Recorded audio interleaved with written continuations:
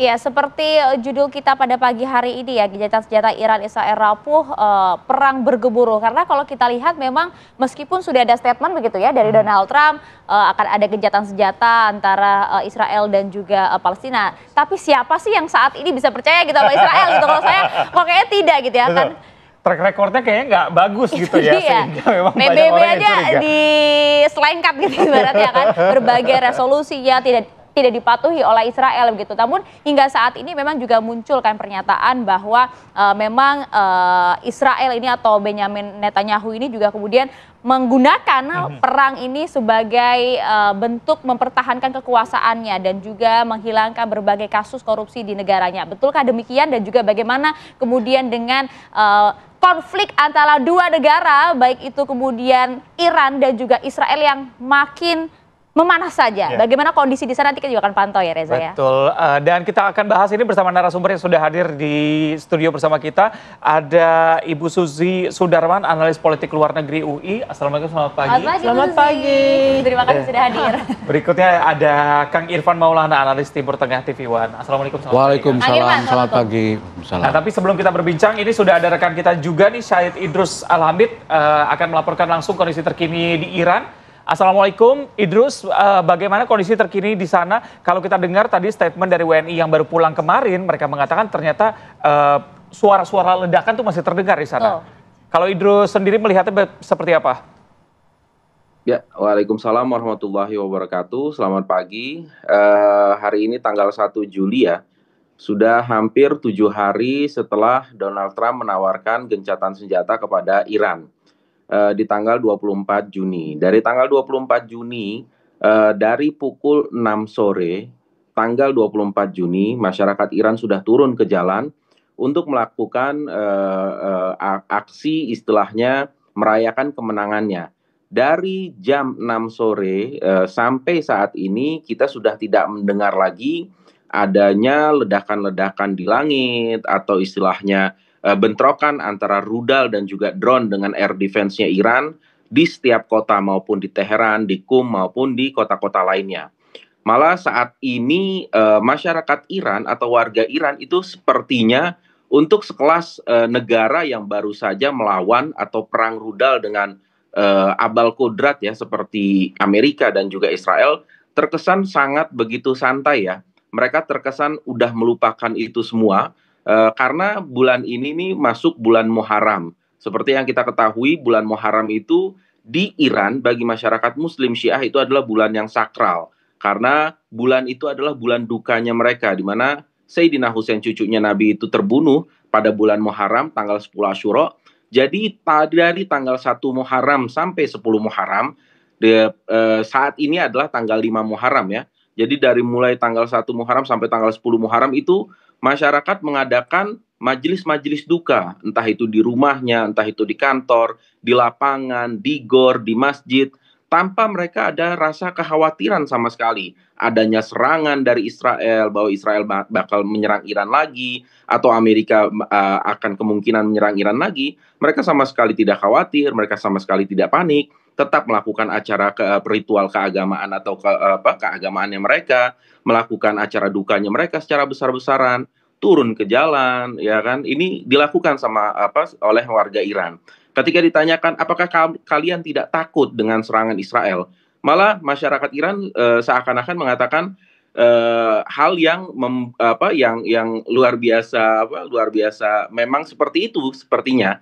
Seperti mereka mengatakan bahwa kalau memang Israel mampu menyerang kita, maka Israel itu udah pasti menyerang kita. Karena Israel itu terkenal negara yang tidak mengenal ampun atau tidak mengenal iba.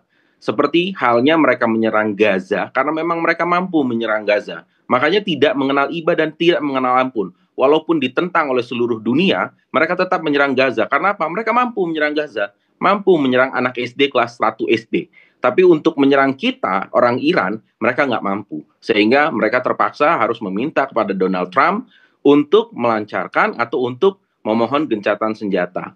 Karena menyerang Iran itu tandanya mereka akan rugi besar dan mereka akan hancur lebur. Karena kita, negara Iran, negara kita itu akan membalas serangan mereka dengan balasan yang cukup keras. Itu opini dari masyarakat di Iran saat ini dan ketidakkhawatiran masyarakat Iran sampai saat ini, dan sampai saat ini juga tidak ada lagi kita mendengar ledakan-ledakan di langit. Oke, baik. Terima kasih informasi lengkap Anda, Said Idrus Al-Hamid langsung dari Iran. Terima kasih. Assalamualaikum.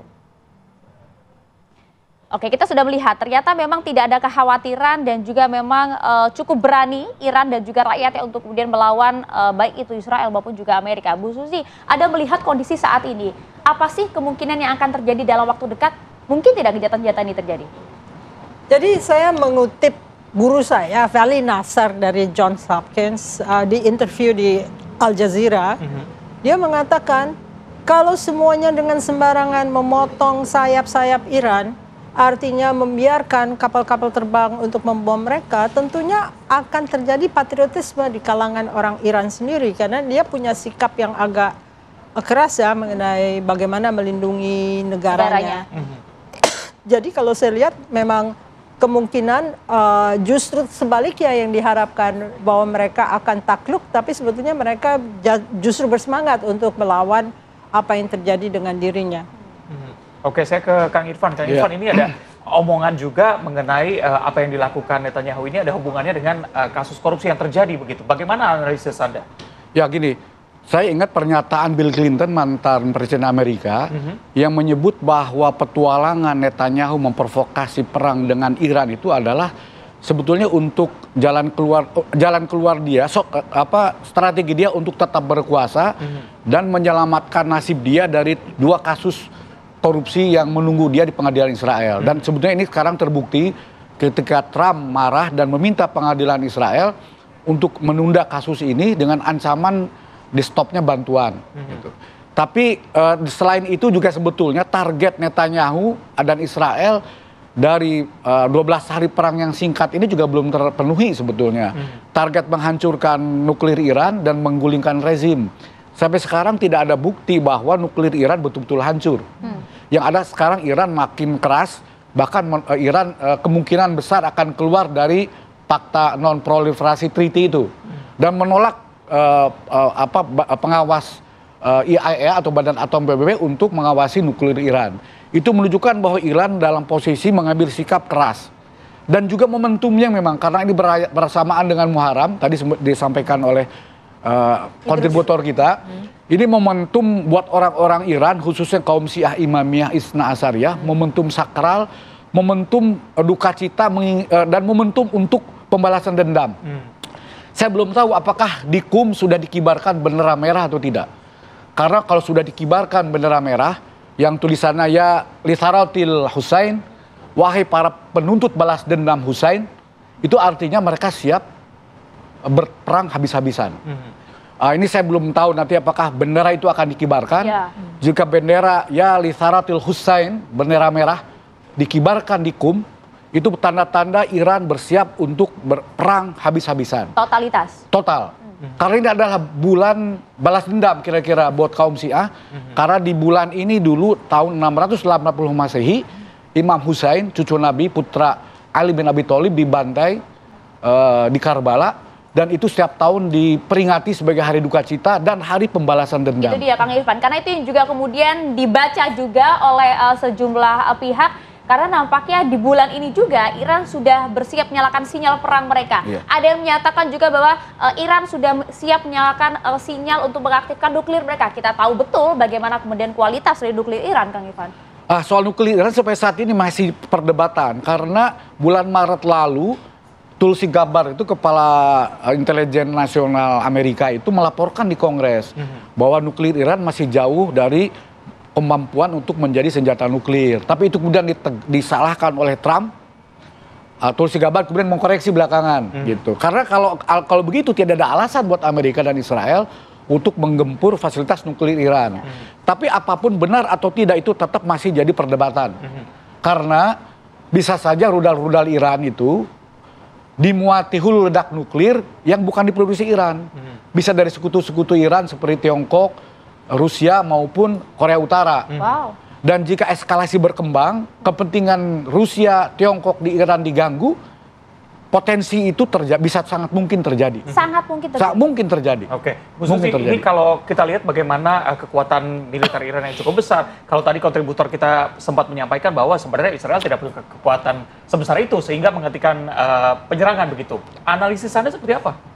Ya dia maunya Amerika ikut, tapi Amerika sendiri kan ragu-ragu ya sekarang ini karena Donald Trump adalah seorang yang punya ambisi untuk mendapatkan hadiah Nobel, itu nomor satu. Lalu dia punya pesan dari MAGA voters bahwa dia nggak boleh terlibat dalam international conflict. Ya, jadi akhirnya termasuk dia janji kampanyenya dia waktu janji itu juga kampanyenya.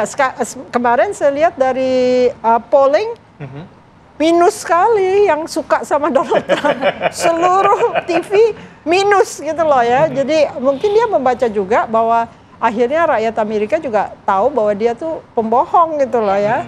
Jadi akhirnya mungkin hanya senator-senator yang takut yang akhirnya menggolkan kenyataan bahwa Donald Trump boleh lagi balik menyerang. Karena nggak perlu War Powers Act diaktualisasikan. Ya gitu itu dia kan, padahal sebenarnya memang dari internal Amerika sendiri, baik itu dari rakyatnya maupun juga beberapa pimpinan juga sebenarnya kan tidak sepakat kan dengan apa yang dilakukan oleh Donald Trump. Membuat citra buruk juga untuk Amerika, semua negara bahkan nampaknya sentimennya negatif begitu. Tapi kan kita takut semua sama Amerika ya. Itu dia. Jadi mesti hati-hati gitu, jangan overstepping karena suatu waktu kita juga bisa dibom gitu loh oleh mereka ya. Oke, melihat apa yang terjadi saat ini, kemungkinan akan melebar ke perang di kawasan Timur Tengah sendiri akan terjadi atau enggak? Sekarang negara-negara Teluk sudah agak jengah ya dengan Israel. Lalu briefing dari State Department menunjukkan bahwa orang mengambil makanan saja dibunuh gitu loh oleh Israel ya. Jadi itu ada briefing, saya lihat briefingnya dari State Department. Tapi apakah itu akan aktual? Karena negara Teluk kan tergantung sekali alutsistanya oleh Amerika dan tergantung pada penempatan pasukan Amerika yang menstabilkan negara yang mayoritas Syiah tapi pimpinannya Sunni gitu lah ya, jadi mereka juga punya kepentingan tertentu. Ya, setiap negara pasti punya kepentingannya dalam hal ini. Belum lagi kalau kita lihat baik itu Iran maupun juga Israel belum ada sikap untuk benar-benar begitu ya mengiyakan dan juga meyakini adanya gencatan senjata. Padahal beberapa negara besar juga sudah mulai ketar-ketirnya. Ekonomi mereka juga sudah mulai berpengaruh begitu Bu Susi ya. Kita akan bahas ya sesaat lagi usai jeda. Tetap bersama kami di Apa Kabar Indonesia Pagi.